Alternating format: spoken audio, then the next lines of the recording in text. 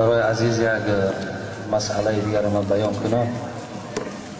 وقتی که در اطراف خیر و احسان صحبت کردیم، مقصد از رئیس جمهور هم معنای او را ندارد که همه خیر احسان ها را بند کنند، تماما مردم ما خیر احسان نکنند. مراد این هم نیست. شما این چیز خوب درک کنیم که خیر احسان در مردم مسلمان وجود دارد، لیکن این معرکه هایی که ما نام گرفتم اینا از اسلام ما نیستند، اینا از اسلام ما نیستند. لیکن ما می توانیم که برای روح مرده های خود کدام زمانی که اگر دستمان رسد، شرایط من باشد، روز جدا نکنیم، 3 و 4 و 5 و 7 نگوییم، کدام زمانی که دستمان می رسد در حق مرده ها ما خیر احسان کنیم. البته به البته ثواب خیر احسان ما بر روح مرده ها ما می رسد. این یقین است، این حجت است در زیر این.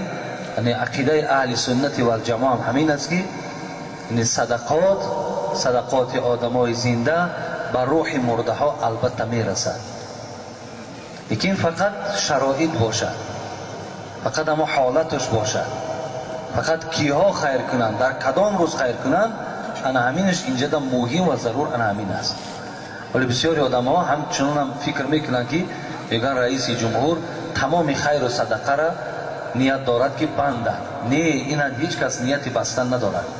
فقط بسیاریش که از ما نیست شاید که اونها را دور کنند و کدامش که در ما هست همونهاش به تنظیم بیارند. مثلا خراجات های بلند و بالا نی، با یک کمی همونها را انجام دادن است. این است. البته یک باز شما یک فهمیش دیگر همین دم پیدا کنید.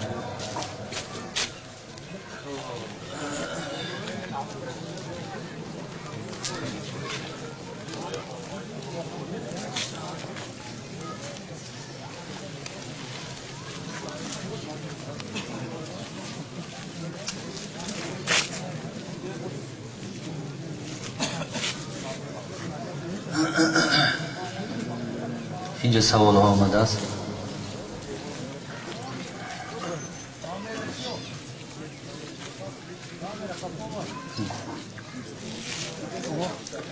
سلام برادر عزیز حاجی مرزا، التماس با سوال های ما جواب پره دهید. 4 رکعت سنت پیش از فرض جمعه هست یا نه؟ یک گروه برادران ما نمیخوانند. دوم، در وقت خطبه یا امر معروف در نماز جمعه تحیه مسجد خواندن درست است یا نه؟ سوم، رفع یدین کردن ممکن است یا نه؟ راستی بار من از این سوالا مانده هم شدم، برای من حاجت هم نیست و خواهان او هم نیستم که در بین ما گروه بازی ها و جدایی ها و اختلاف ها پیدا شود. امروز مقصد ما دیگر چیز است. مقصد ما آرامی هست برادرای عزیز. مذهب ما مذهب آرامی هست. امروز ما وطن آباد کردن من ضرور. امروز باید که ما برادرایی که در راه های نادرستند اونها را در راه درست در آوردن در کار، نه اینکه در یک محله و در یک خانه و در یک شهر زندگی کنیم و بین یکدیگرمان الکی کینه و عداوت و بدبینی وجود داشته باشد. این به فایده کی است؟ همین مثال یک کم ترک تفکر نمیکنید، فکر نمیکنید برای کی در کار است که ما من مثال رفع یدین نمیکنم شخصا خودم، یا 4 رکعت نماز پیش جمعه را میخوانم، در حالت خطبه تحیه مسجد نمیخوانم، لیکن در برابر من مثال یک کسی دیگر همین را میکنه. پس الله که یک گویم اختلاف یا نافهمی یا یگان گپ مثال پراکندگی در بین ما حتمی پیدا می شود، حتمی پیدا می شود. اگرچند که من توجه ندارم، اگرچند من اهمیتم که نمیتونم، لیکن امروز بسیار برادرای عزیز و گرامی باور کن یک سخنهای میشنوی که انسان همچنان گمان میکند که اینا فقط دشمن میکند، هیچ وقت دوست نمیکند. همین من اگر با مثال یک گروه، مثال این محله شما عبادتش دیگر و محله دیگر عبادتش دیگر، پس در بین شما یک نافهمی ها پیدا می شود. همین به فایده کی می شود؟ عاقبت همین آمده در نارامی ها می چسبد. ما یک دیگرمان را بد می بینیم، به خدا قسم بد می بینیم. ولی شما درک دارین ندارین در طرف های پایتخت و یا در طرف های از او پایانترش الکه میدانین که حکمی به چی داده ایستادن، الکه یک دیگر را زده ایستادن، زدن الکه شروع شده است. این چی میدهد آخر؟ برای ما چی فایده داره؟ راه های درست گیریم. به خدا قسم این نعمت آبادی، نعمت آرامی بسیار نعمت قیمت است. از دست می رود دیگر همون شخصیت هایی که در همین مسئله خلل پذیر شده است سنت نه فرض ترک میکنند. دیگر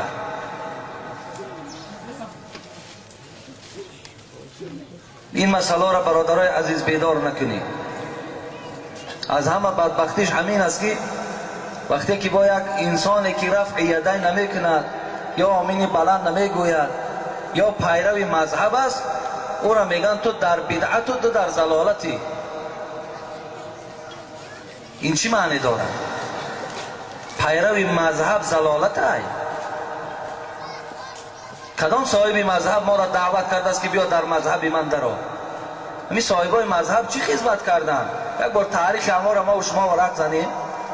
همون خرافات و بدعت و همون حدیث های گویم باطله که در حدیث ها در آورده بودن، این بیچاره مهنت کردن همون را چینده و تازه کرده پرتافتن. قدر مهنت در اسلام کردن.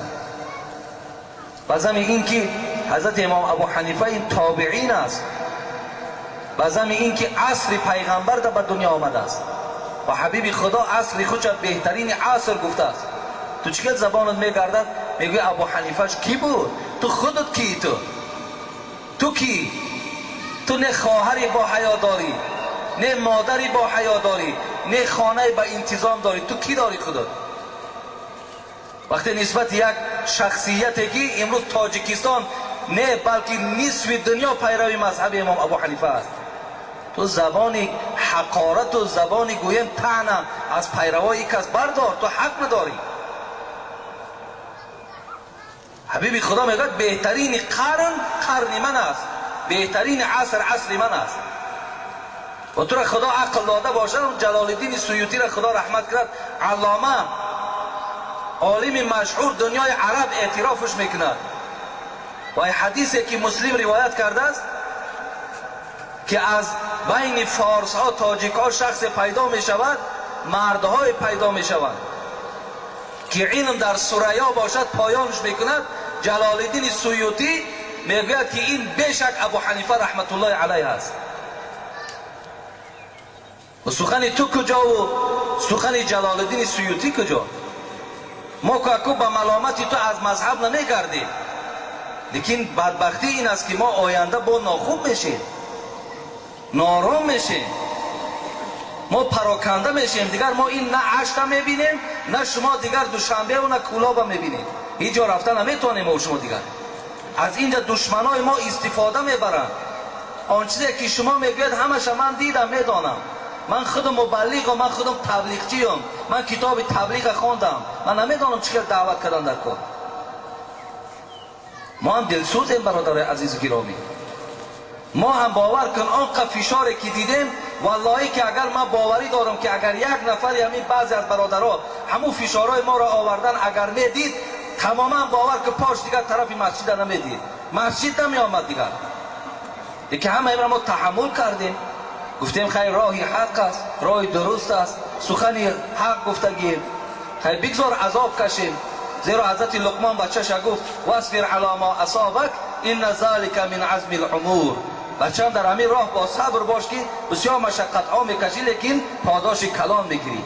من با خاطر هم پاداش کلانش امروز گویم که همیشه در تبلیغات قایمیم، در همه جا دعوت ما کرده ایستاده ایم.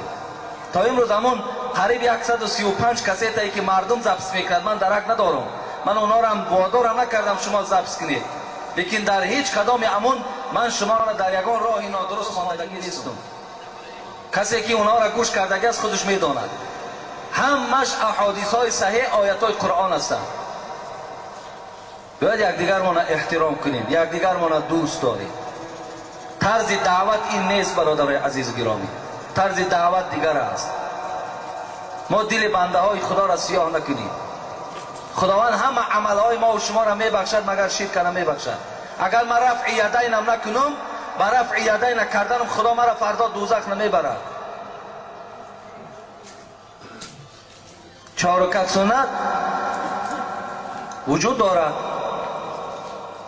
علی قاری خدا رحمتش کنه دیدن نقایه را تماشا کنه، روایت میکنن، حدیث میارن. علی قاری هم با خودش موضوعات دارد.